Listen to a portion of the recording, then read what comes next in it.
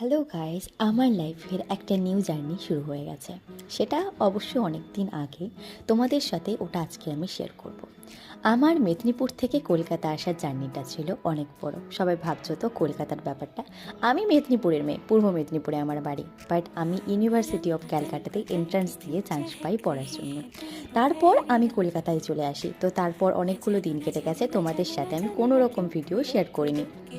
আজকে শেয়ার করছি আমার ফার্স্ট সেমিস্টারের এক্সাম শেষ হয়ে গেছে। হ্যাঁ, আমি ইউনিভার্সিটি অফ ক্যালকাটাতে এডুকেশন নিয়ে এমএ করছি।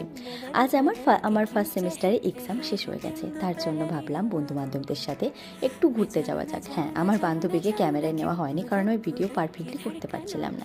যাই হোক, এই দুটো ড্রেসের মধ্যে আমি সিলেক্ট করতে পারছিলাম না কোনটা পরবো। ফাইনালি আমি আমার ব্ল্যাক ড্রেসটা সিলেক্ট করি এটা পরে যাওয়ার জন্য। তো আমার মনে হয়েছিল এটা পরে আমাকে সুন্দর লাগছে, তার জন্য এটা পরে সেজে গুজে মেকআপ করে রেডি হয়ে চলে যাই আমি প্ল্যানে। টুকটাক জিনিসপত্র কিনি, আর আমার বান্ধবীকে দেখানো হয়নি। আর আমি এখানে হোস্টেলে থাকি, তার জন্য হোস্টেলে আসার জন্য মেট্রো করে আমি চলে এসেছিলাম আমার হোস্টেলে। আর আমার হোস্টেলের ভেতরে এসে আমি এই ভিডিওটা শ্যুট করি। তো যাই হোক, ভালো লাগলে ভিডিওটা লাইক করো, চ্যানেলটি সাবস্ক্রাইব করো।